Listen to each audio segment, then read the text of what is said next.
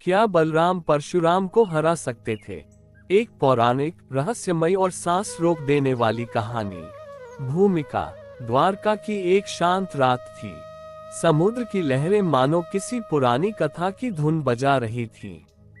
युद्ध के देव हलधर बलराम विश्राम पर थे, पर अचानक आकाश में एक तेज प्रकाश फूटा।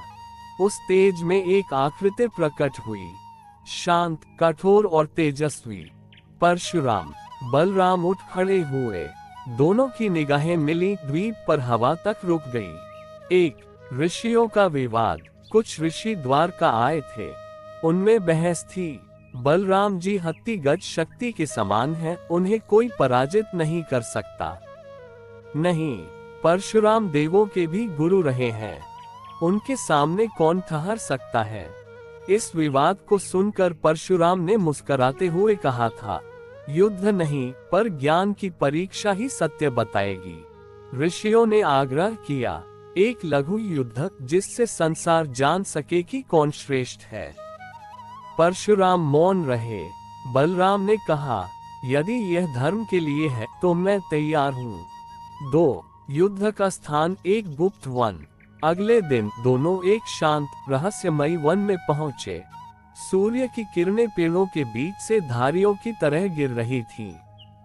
परशुराम ने फरसा उठाया, वह फरसा जिसने सहस्त्रों क्षत्रियों को परास्त किया था। बलराम ने अपना हल और मुसल उठाया, वे अस्त्र जो धरती के कंपन तक को बदल देते थे। 3. पहला घमासान। परशुराम ने आकाश में उड़कर वार किया। धरती फटने लगी, हवाएं गरज उठीं। बलराम ने हल घुमाकर वह वार रोक दिया। हल की नोक से बिजली जैसी चमक उठी। परशुराम मुस्कुराए, बलराम, तुम्हारे बल में देवताओं की छाया है। बलराम बोले, और आपके ज्ञान में काल की गहराई। दोनों फिर भिड़े। फरसे और हल के टकराने से पृथ्वी कांप उठी। ऋषि दंग रह गए। ये युद्ध शक्ति का नहीं, अग्नि और पर्वत के टकराव जैसा था। 4. निर्णायक क्षण। परशुराम ने अपना ब्रह्मास्त्र समान दैवी वार उठाया। वह वार किसी भी योद्धा का अंत कर सकता था। बलराम ने मुसल जमीन में गाड़ दिया। जोरदार गर्जना हुई और धरती से ऊर्जा फूटी। एक जल तरंग उठी जिसने परशुराम के वार को रोक लिया। परशुराम चकित रह गए। ये बल नहीं, योग और प्रकृति का संगम था। 5.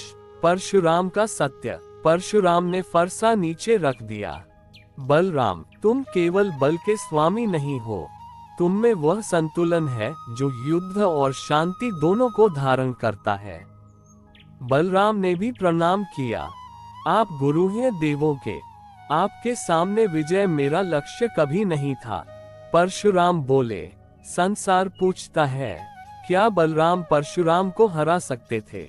सत्य यह है, हम दोनों में विजयी कोई नहीं, क्योंकि धर्म में द्वंद्व का परिणाम नहीं होता, सीख होती है। यदि मैं बल हूँ तो तुम शांति हो, यदि मैं क्रोध हूँ तो तुम संतुलन। 6. ऋषियों की सभा में निर्णय। ऋषियों ने घोषणा की, आज हमने युद्ध नहीं देखा, 2 महाशक्तियों का संतुलन देखा है। कोई हार नहीं, कोई जीत नहीं, दोनों अपने अपने क्षेत्र में अजेय हैं। समापन। परशुराम प्रकाश में विलीन हो गए। बलराम ने समुद्र की ओर देखा। लहरें भी शांत हो चुकी थीं, और रात की हवा फुसफुसाई। जब 2 महारथी धर्म के लिए खड़े हों, वहां विजय का नहीं, बल्कि मर्यादा का तेज चमकता है।